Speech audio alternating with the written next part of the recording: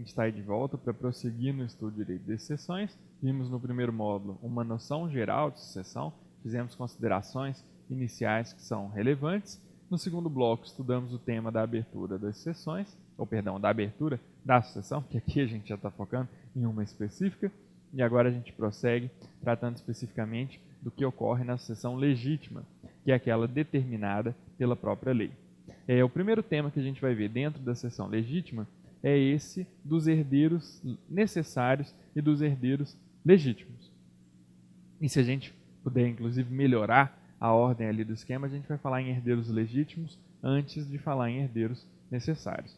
Herdeiro legítimo é todo aquele que é determinado pela própria lei e que vai, então, se distinguir do sucessor testamentário.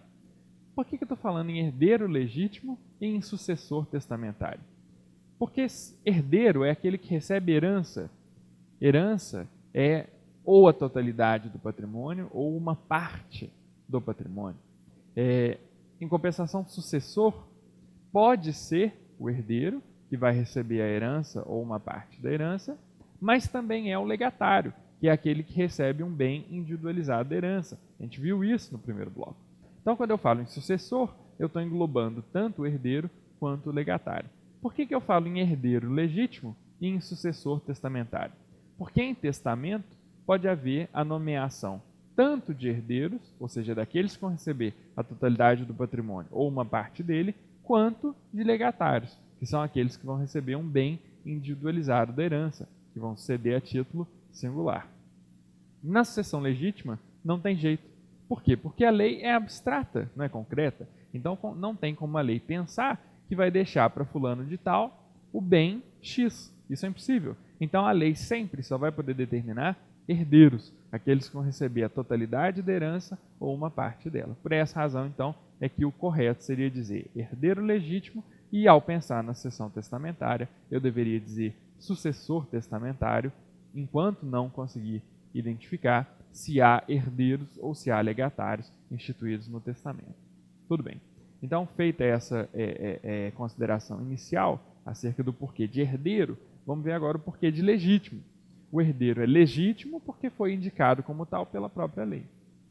O que interessa, então, é quem são os herdeiros legítimos. O conceito é fácil de aprender. Muito bem.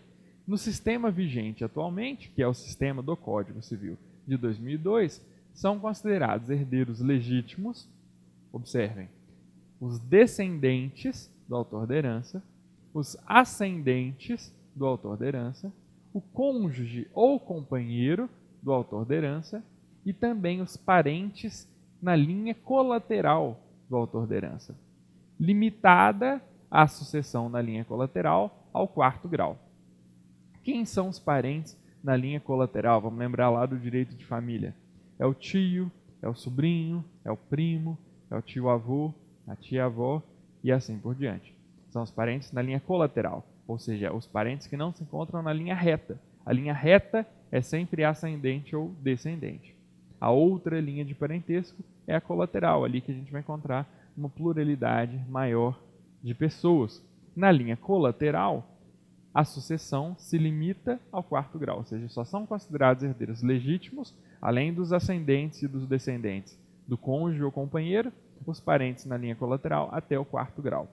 Eu não vou agora mostrar esquema para vocês, a gente vai ver esquema já já, mas já adiantando, até o 4º grau dá para chegar aos tios-avós e aos primos, aqueles primos que a gente chamaria de primos primeiros, porque os primos de 2º grau já seriam parentes do 5º grau, não então se enquadram dentro da hipótese de herdeiro legítimo. Herdeiro legítimo vai só até o primo primeiro, e até tio e tia-avó. Depois vocês vão ver isso no esquema com clareza, né?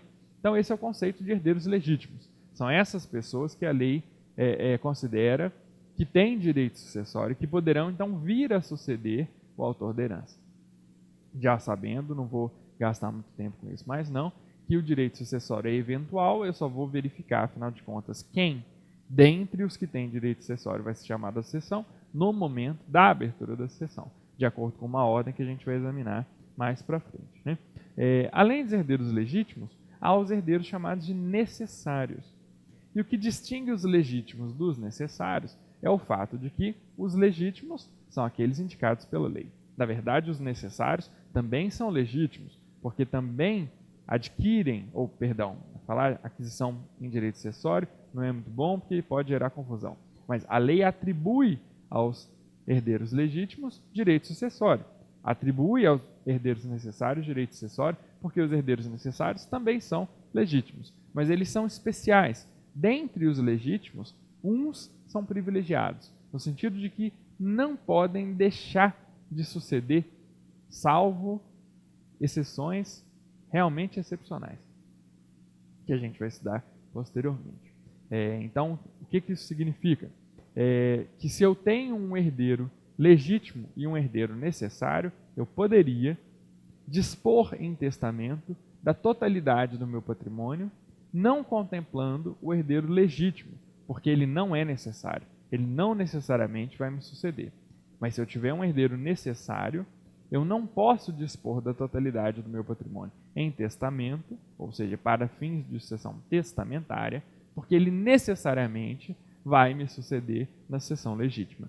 Hoje, o que se determina é que, havendo herdeiros necessários, eles vão receber pelo menos metade do patrimônio que o autor da herança tivesse no momento da abertura da sucessão. Da outra metade, ele pode dispor livremente. Essa metade da qual ele não pode dispor livremente, que vai necessariamente ser transferida para os sucessores legítimos, é a chamada legítima, necessariamente ser transferida para os herdeiros necessários, que são legítimos, mas são especiais dentre os legítimos.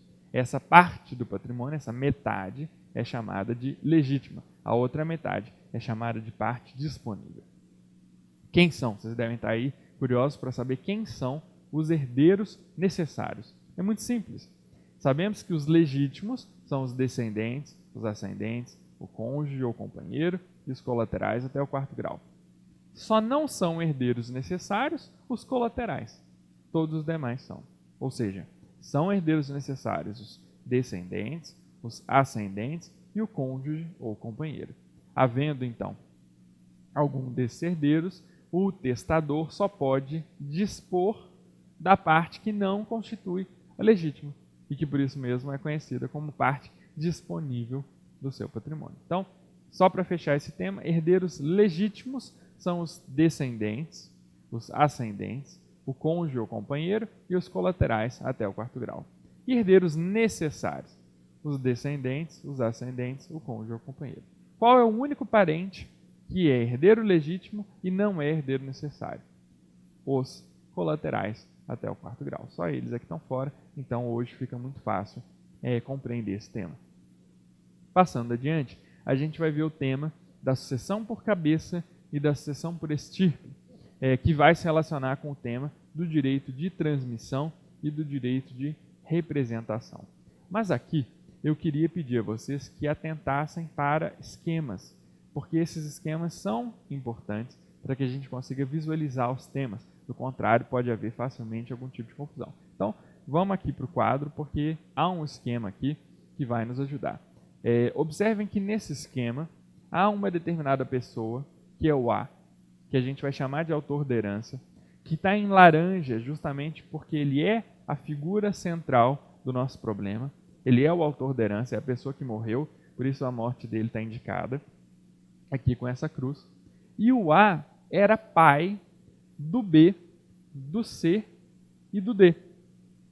Logo, B, C e D são descendentes de A do 1º grau. E se são descendentes do 1º grau, são, portanto, filhos. Então, B, C e D são filhos de A.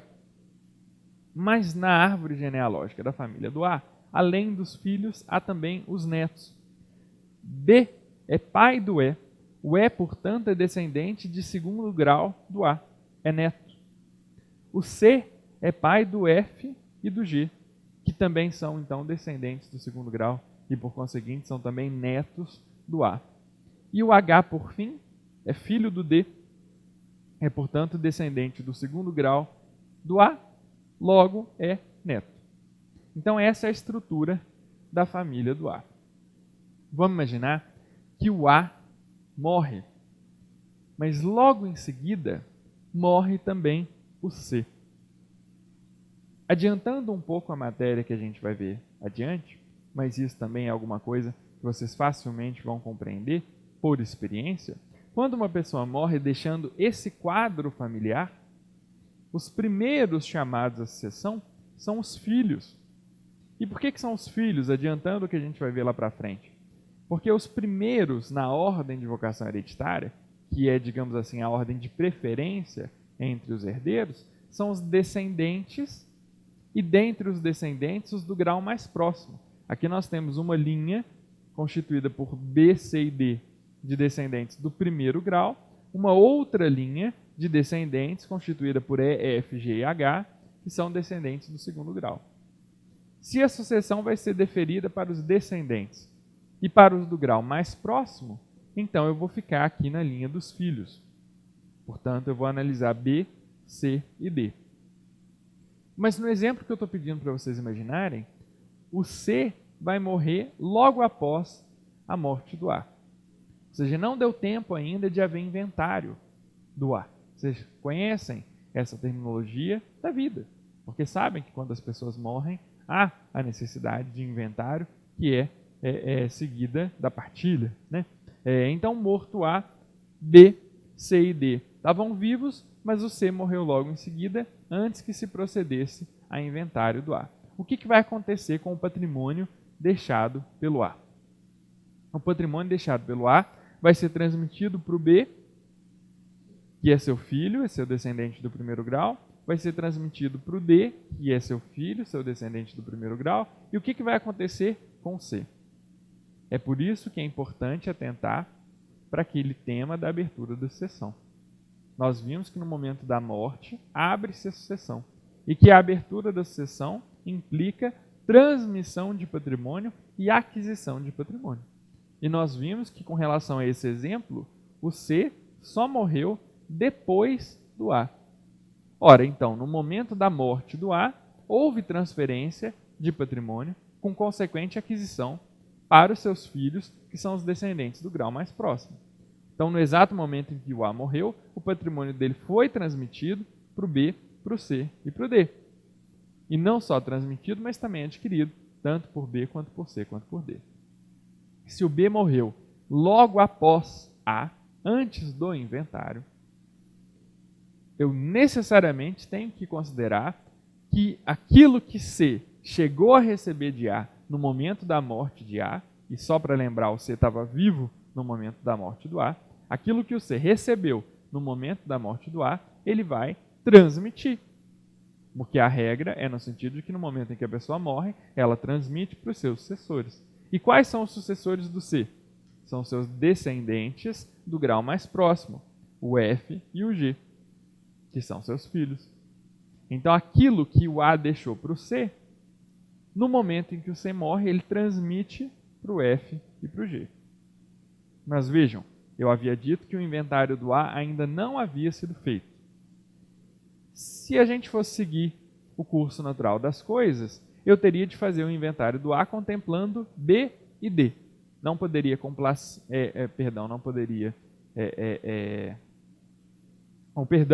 eu contemplaria B, C e D, porque no momento em que o A morreu, o C, que é esse aqui do meio, estava vivo. Então faria um inventário considerando o C, o que já seria estranho porque o C está morto. E depois faria inventário de C, transmitindo aquilo que ele recebeu do A e os demais bens de que ele fosse titular para o F e para o G. Para evitar essas complicações, tão complicadas que eu mesmo embolei na hora de explicar, o direito das sucessões imaginou o direito de transmissão. Direito de transmissão é o direito que tem os filhos, ou filhos aqui no exemplo, né? Mas os sucessores, para ser mais abrangente, os sucessores do sucessor morto após a abertura da sucessão, de receber aquilo que o seu antecessor recebeu. Ou seja, aqui não tem nenhuma dificuldade, porque como a gente já viu, o C recebeu de A no momento em que o A morreu.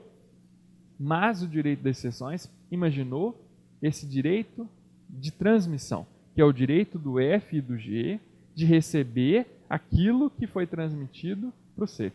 E o que é interessante é que isso vai poder ser feito ainda no desenrolar da sucessão do A. Não vai haver, então, necessidade de 2 inventários. É claro que vai haver um inventário do C para fins do patrimônio que ele deixou, mas para fins do que ele recebeu do A, é direto no inventário do A. Imaginando que o C não tivesse nenhum outro patrimônio, fica até mais fácil, porque o F e o G vão aparecer dentro do inventário do A. Por quê? Porque receberam por transmissão do C aquilo que o C havia recebido no momento da abertura da sucessão. Isso é o que a gente chama de direito de transmissão. O que ocorre com relação à sucessão do A? O B, o C e o D eram os descendentes do primeiro grau, que são, então, os que têm preferência para suceder. Por essa razão, eu vou dividir o patrimônio do A em 3. E aí a gente vai dizer que cada um desses filhos, o B, o C e o D, recebeu porque tinha direito próprio, e porque tinha direito próprio, herda por cabeça. É levado em conta no fator de divisão da herança. Se são 3 filhos, eu divido a herança por 3. Então, cada um dos filhos recebeu por cabeça, que foi levado em conta no fator de divisão da herança. Mas o que acontece? Na hora de eu dividir o patrimônio do A, o B está vivo, o C não mais, e o D está vivo. O fator de divisão da herança ainda é 3, porque são 3 os filhos que o A deixou. Mas, na verdade, F e G aparecem recebendo aquilo que o C havia recebido. Então, a gente não diz que F e G herdam por direito próprio, eles herdam, na verdade, por transmissão, recebem aquilo que o C havia recebido, e porque herdam por transmissão, não herdam por cabeça, porque não são levados em conta no fator de divisão da herança. Eles recebem aquilo que recebera anteriormente o seu antecessor. O que o F e o G vão receber é o que o C havia recebido. Quem foi levado em conta no fator de divisão da herança foi o C. Ele sim teria sucedido por cabeça. Agora o F e o G, quando herdam por transmissão do C, herdam por aquilo que a gente chama de estirpe. Recebem aquilo que o seu ramo recebeu. O C inaugurou um ramo aqui na família, assim como também o B e como também o D. O C era levado em conta por cabeça, mas aqueles que estão dentro do seu ramo recebem aquilo que cabe ao ramo e não por cabeça. Então, se a gente fosse dividir a herança do A, a gente teria 1/3 para o B, 1/3 seria dividido entre F e G, que herdam por direito de transmissão e por estirpe, e 1/3 ficaria com H. É isso que acontece na hipótese de direito de transmissão. Mas ainda há um tema correlato, que é o tema do direito de representação. O que é o direito de representação? Vamos imaginar de novo esse mesmo esquema, mas com uma diferença da maior importância. No exemplo anterior, o C morreu logo depois do A. Agora, a gente vai considerar que o C estava morto antes da morte do A. E aí tudo muda. Por que tudo muda? Porque se a herança se transmite no momento da abertura da sucessão, se a herança se adquire pelos sucessores no momento da abertura da sucessão, aquele é que é o momento determinante. E no momento em que o A morreu, vivos, filhos, eram apenas B e D. O C já estava morto. Netos vivos eram E, F, G e H. Mas como a regra, que eu já mencionei, mas vou depois explicar com mais cuidado lá para frente, é no sentido de que os parentes do grau mais próximo excluem os do grau mais remoto. Havendo aqui descendentes do primeiro grau, o B e o D, eles excluem ou excluiriam todos os netos que são descendentes do segundo grau, portanto, do grau mais remoto. E aí seriam chamados a sucessão apenas o B e o D. De novo, eu estou considerando que o C morreu antes do A. Se ele já era pré-morto, ele não tinha personalidade jurídica e não podia receber. Então não há que se pensar em C. Já morreu. Eu só então poderia transmitir para o B e o D, que são os descendentes do grau mais próximo. Mas entendeu-se, por uma questão familiar, que isso não era justo.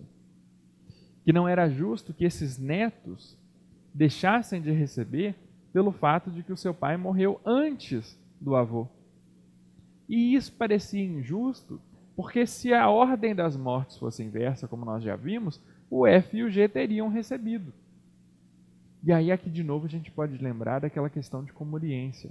Como que a questão da comuriência é significativa, né? Porque supondo que A e C morreram em momentos muito próximos, se eu consigo determinar que C morreu antes de A, a consequência é uma.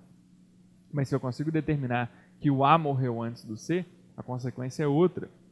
E se eu consigo, se eu não consigo determinar quem morreu antes de quem, eu considero que os dois morreram simultaneamente, e se eles morreram simultaneamente, o efeito é o mesmo de C ter morrido antes de A.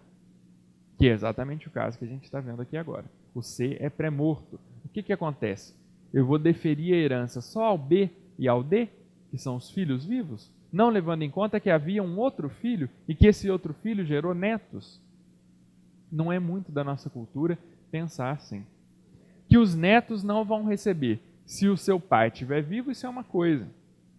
Mas se o seu pai está morto, os netos não vão aparecer. E aí foi que se pensou no chamado direito de representação. Entende-se por direito de representação o direito que é conferido, como aqui no esquema, aos sucessores de sucessor pré-morto, que são chamados à sucessão representando aquele pré-morto. Então a expressão, ela já se explica. O F e o G vão ser chamados à sucessão do A porque representam o C, que é pré-morto. Se o C fosse vivo ao tempo da abertura da sucessão, ele recebeu. Se ele recebeu, ele transmite. Por isso que isso gera direito de transmissão, que a gente viu anteriormente. Mas agora vejam que a ideia é outra. O C está fora, porque ele já é morto. Mas alguém pode representá-lo, e esse alguém são justamente os seus sucessores, o F e o G. Ao representarem C, eles vão aparecer na sucessão do A, por representação e não por direito próprio, porque o direito próprio era do C. Esse direito se extinguiu com a morte do C. O B vai herdar por direito próprio, o D vai herdar por direito próprio. F e G, que herdam representando o C, não herdam por direito próprio, mas sim por direito de representação. E de novo, o esquema já deixa isso claro. Quem herda por direito próprio, herda por cabeça. B e D receberão cada um terço da herança. E o que é que o F e o G têm direito de receber? Se eles representam alguém, eles só têm direito de receber aquilo que o representado receberia. C receberia terço da herança. Logo, F e G vão partilhar terço da herança. Então, de novo, quem herda por representação, herda por estirpe. Recebe aquilo que o seu ramo teria recebido, porque eles estão representando aquele que inaugurou o ramo da família. Essa é a ideia, assim, eu espero que de forma bem clara, do que é o direito de representação. O direito que tem o F e o G de representar o C, que é pré-morto, na sucessão do A, e assim receber aquilo que teria cabido ao seu ramo da família. Havendo sucessão por representação, a sucessão é por estirpe, assim como no caso da transmissão. Só há sucessão por cabeça quando se herda por direito próprio, que é o caso aqui só do B e do D. Agora, o que é importante a gente examinar é o seguinte: há direito de representação sempre que alguém morre após a abertura da sucessão. E esse alguém pode ser ascendente, descendente, colateral, não importa. Aqui no exemplo a gente só trabalhou com descendente, mas o exemplo poderia ser de ascendente, poderia ser de colateral. Dentre os colaterais poderia ser de irmão, poderia ser de primo, poderia ser de tio-avô, não faria diferença. Porque em se tratando de direito de transmissão, é alguém transmitindo aquilo que efetivamente recebeu, porque recebe no momento da abertura da sucessão. Agora, o direito de representação não. O direito de representação não é natural, ele não é lógico, muito embora ele seja justo. Mas como ele interfere na ordem natural das coisas, por quê? Porque a regra era que esse aqui que é pré-morto não recebe nada porque não tem mais personalidade jurídica. Esses que estão no segundo grau são excluídos pelos que estão no primeiro grau. Então está tudo em desfavor do F e do G. Por que é que eles vêm à sucessão? Porque há direito expressamente previsto na lei para eles nesse sentido. Mas a quem a lei atribui esse direito não é a qualquer sucessor. Porque nem em todo caso a lei entende que haveria injustiça se não houvesse representação. Então é preciso que a gente deixe isso bem claro nesse final de conversa agora.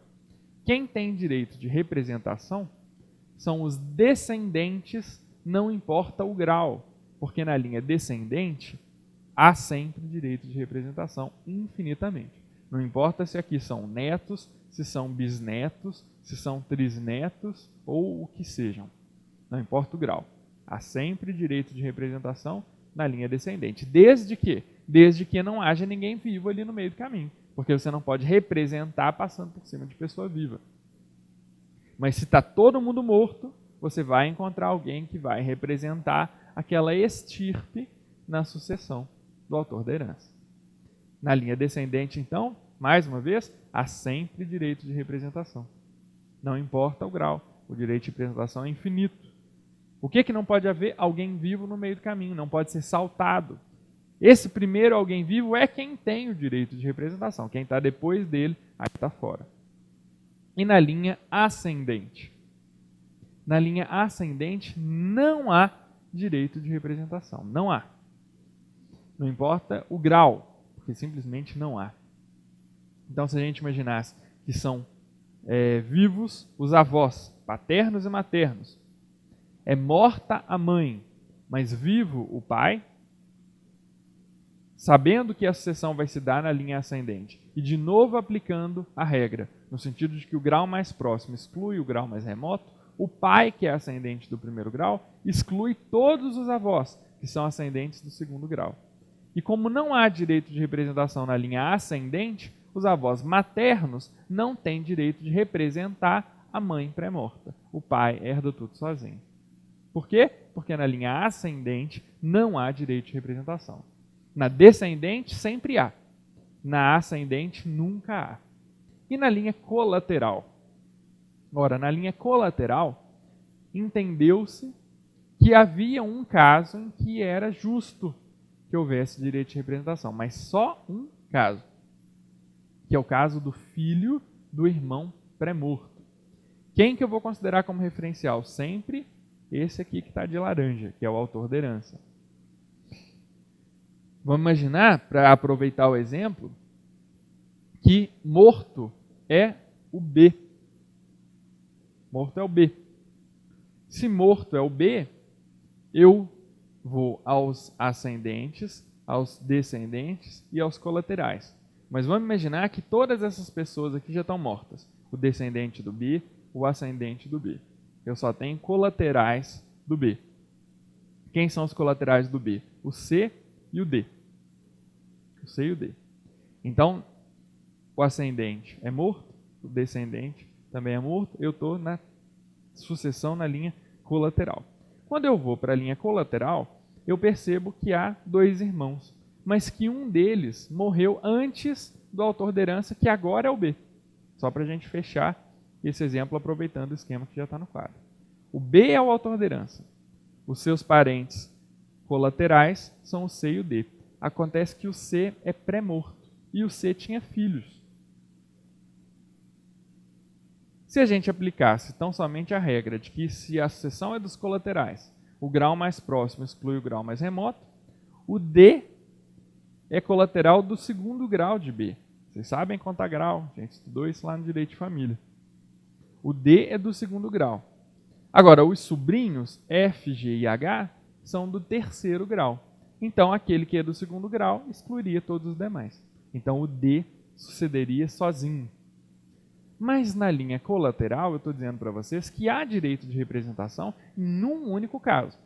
Enquanto na linha ascendente nunca há e na descendente sempre há, na colateral há em uma única hipótese, que é na hipótese do filho do irmão do autor da herança. Então observem, o B é o autor da herança. O que o C é do B? Irmão. O que o F e o G são? Filhos do irmão do autor da herança. Então, se são vivos aqui só o F, o G e o D herda por direito próprio, que é colateral do grau mais próximo. E o F e o G representam o C, porque os filhos de irmão do autor da herança têm direito de representação. Mas se eu estivesse pensando aqui não em filhos, porém em netos, imaginando que só vivos nesse esquema são o D e os filhos de F e G, aí eu já não pensaria no direito de representação, porque neto de irmão do autor da herança não tem direito de representação. O direito de representação na linha colateral é apenas para os filhos de irmão do autor da herança. E sempre no esquema, porque senão eu bagunço. Filho de irmão de quem? É do autor da herança, então eu parto dele. Quem são os irmãos dele? C e D. Quem são os filhos dos irmãos do autor da herança? O F, o G e o H. Se o C é morto, eu tenho então F e G. F e G são filhos de irmão do autor da herança. Eles têm, porque a lei determina que tem, direito de representação. Então, na hipótese de morte do B, herdaria o D por direito próprio, e portanto por cabeça, e o F e G por direito de representação e por estirpe, representando o seu pai, que era irmão pré-morto do autor da herança. Tudo bem? A partir do próximo módulo, a gente começa a examinar diversos esquemas da ordem de vocação hereditária. Até lá!